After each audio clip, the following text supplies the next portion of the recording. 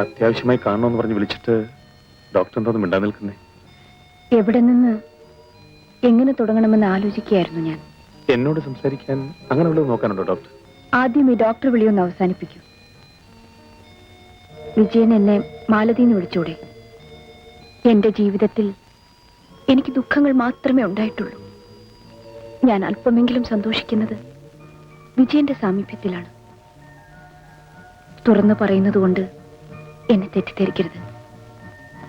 പറയൂ. വിജയനെ എനിക്കിഷ്ടമാണ്.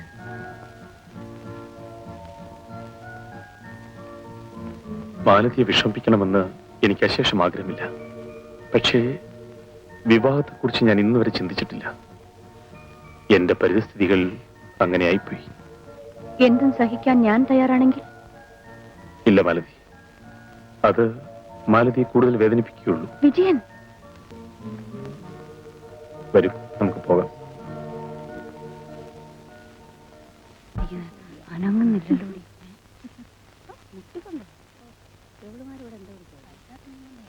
ദേവതി അന്വേഷിച്ച ഒരാൾ വന്നിരുന്നു. ഒരു കത്തുണ്ട്.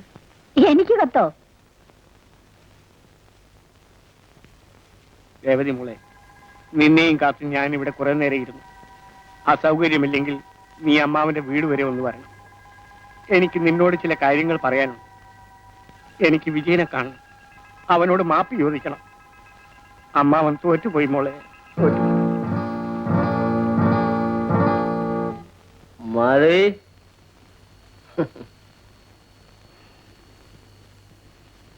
നീ എന്താടി മിണ്ടാതിരിക്കുന്നു? ഞാൻ വരുന്നില്ല. അതെന്താണ്? നിങ്ങൾ ഇവിടുന്ന് ഇറങ്ങി പോകുന്നത് അദ്ദേഹം കണ്ടു. ഓ, അതിനിപ്പോ എന്താണ്?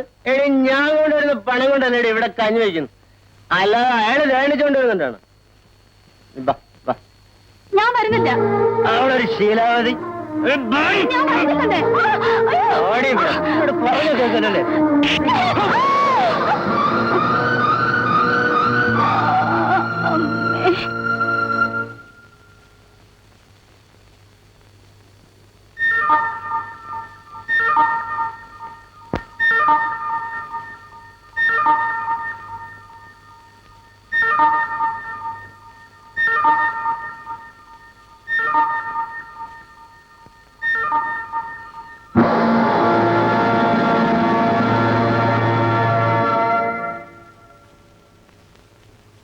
ഓമനെ മോളെ, ഒരു ഗ്ലാസ് വെള്ളം കൊണ്ടുവന്നേ കുടിക്കാൻ.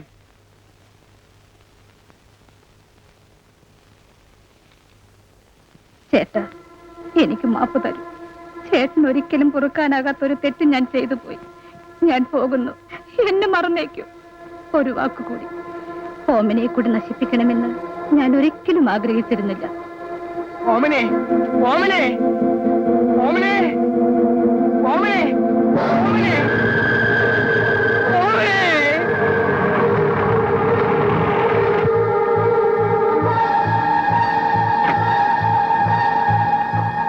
മോളെ,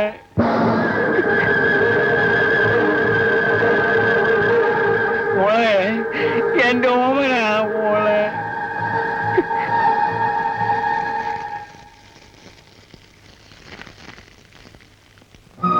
എന്നെ ക്ഷമിക്കും അവ. തെറ്റ് ചെയ്തപ്പോഴും നല്ലത് മാത്രമേ ഞാൻ ഉദ്ദേശിച്ചിരുന്നുള്ളൂ. പക്ഷെ അതിന്റെ ശിക്ഷ ഇത്രയും ക്രൂരമായിരിക്കുമെന്ന് ഞാൻ കരുതിയിരുന്നില്ല. നീ തെറ്റിലേക്ക് നീങ്ങിയപ്പോൾ നിന്നെ ഉപദേശിക്കുക എന്ന് മാത്രമേ ഞാൻ വിചാരിച്ചുള്ളൂ. ഞാൻ തെറ്റ് ചെയ്തു എന്ന് നിനക്ക് തോന്നിയപ്പോൾ നീ വീട് വലിച്ചെറിഞ്ഞിട്ട് നിന്റെ വഴിക്ക് പോയി. നീ എന്റെ കൂടെ കൂലിവേല ചെയ്ത് ജീവിച്ചിരുന്നെങ്കിൽ എന്റെ കുടുംബം തകരുകയില്ലായിരുന്നു.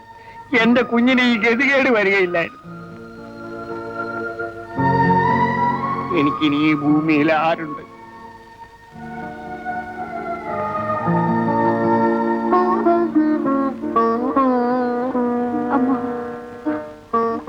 അമ്മാവൻ ആരുമില്ലേ? ഇങ്ങോട്ട് നോക്കൂ, എന്റെ മുഖത്തേക്ക് നോക്കൂ. ഞാൻ അമ്മാവന്റെ മോളല്ലേ? പറയൂ, ഞാൻ അമ്മാവന്റെ മോളല്ലേ? മോളെ,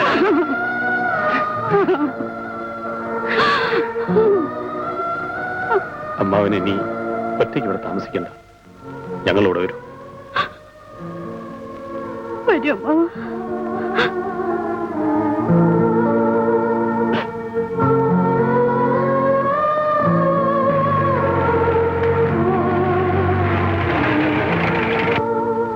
വരൂ അമ്മാവ.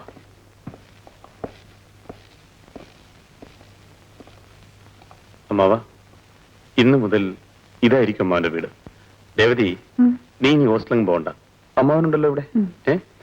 ഗോവിന്ദ, അമ്മാവനോട് എല്ലാ സൗകര്യങ്ങളും മോളി ചെയ്തു കൊടുക്കും. എനിക്കെപ്പോഴും നിങ്ങളിവിടെ താമസിക്കാൻ പറ്റിയെന്ന് വരില്ല. അമ്മാവൻ എന്ത് ആവശ്യമുണ്ടെങ്കിലും രേവതിയോട് ചോദിച്ചാൽ മതി. ഞാൻ പുറത്തോട്ട് പോയിട്ട് വരട്ടെ. വരൂ അമ്മാവ.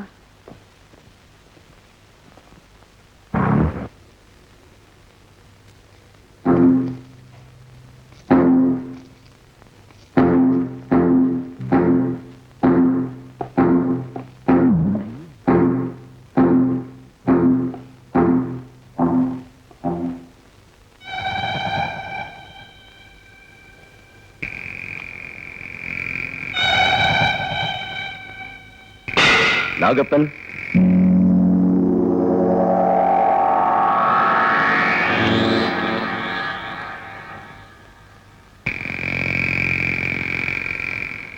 നാഗപ്പനെ കൊണ്ട് മാത്രം സാധിക്കുന്ന ഒരു സഹായം ആവശ്യപ്പെടാനാണ് ഞാൻ വന്നത്.